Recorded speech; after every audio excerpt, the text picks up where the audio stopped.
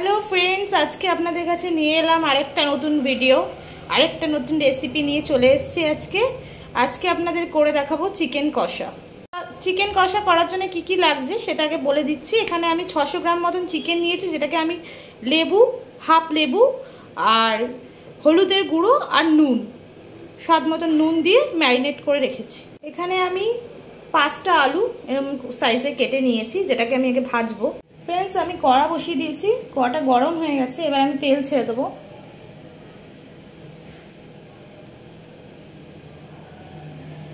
আমার তেলটা গরম হয়ে গেছে, এবার আমি আলুগুলো ছেড়ে দেবো। গরম হয়ে গেছে, আলুগুলো আমি ছেড়ে দিয়েছি। দিয়ে দেবো, নুন দিয়ে দেবো, দিয়ে এটাকে ভালো করে নাড়িয়ে নেব।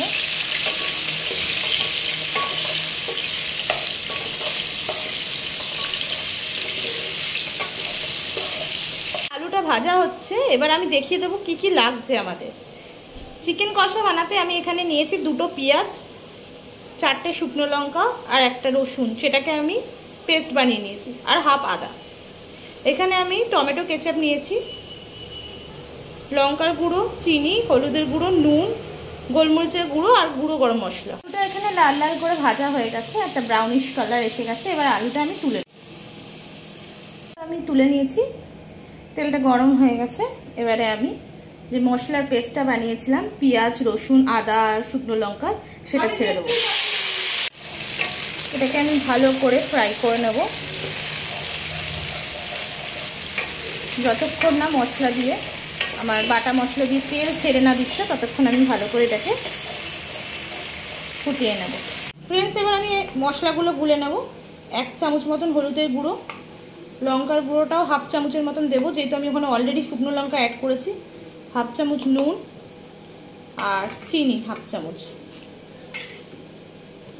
আর এর মধ্যে দেবো আমি টমেটো সস,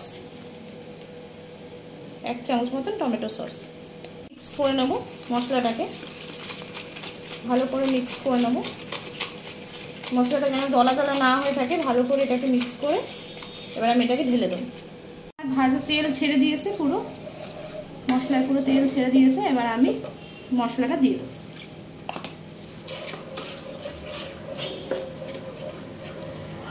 তুলে দেখবো মশলাটা কত দূর হয়েছে।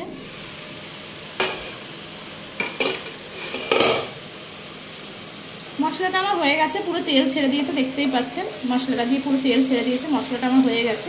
এবার আমি এর মধ্যে যে আমার ম্যারিনেট করা চিকেনটা ছিল, যেটাকে আমি 15 থেকে 20 মিনিট ম্যারিনেট করে রেখেছিলাম লেবু, হলুদ আর নুন দিয়ে, সেটাকে ছেড়ে দেবো। এর মধ্যে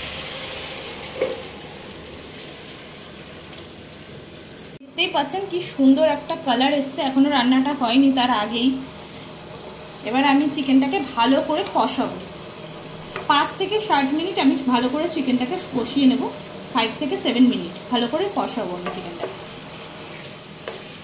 চিকেনটাকে আমি ঢেকে দিয়েছিলাম, 5-7 মিনিট কষিয়ে নিয়েছি ভালোভাবে। দেখুন চিকেনটা দিয়ে পুরো তেল ছেড়ে দিয়েছে, চিকেনটা দিয়ে পুরো তেল ছেড়ে দিয়েছে। দেখুন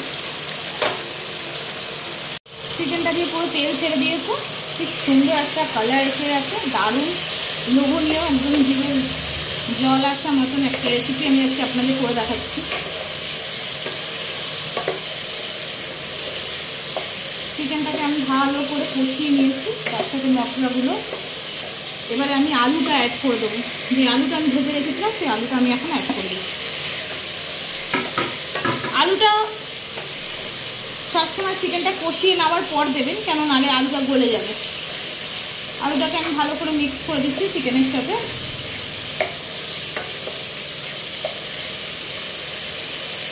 এখানে আমি 1 কাপ মতন জল ঢেলে দেবো।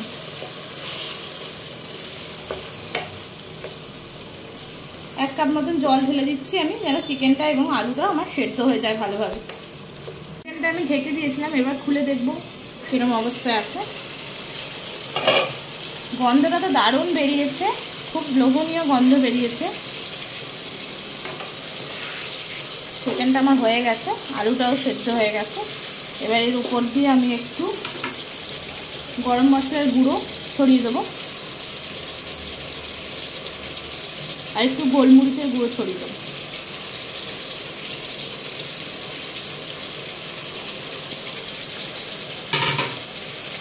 দিয়ে আমি 2 মিনিটের মতন এটা ঢেকে দেবো। ফ্রেন্ডস 2 মিনিট হয়ে গেছে, আমি এটা খুলে দেখবো। এবার আমার চিকেন কষাটা পুরো হয়ে গেছে। এবার আমি ওভেনটা বন্ধ করে এটা নামিয়ে ফেলবো। এটা আমার রেডি হয়ে গেছে, আমি প্লেটে নামিয়ে নিয়েছি। এটা খুব সুন্দর হয়েছে, আপনারাও বাড়িতে বানিয়ে খান এরকমভাবেই।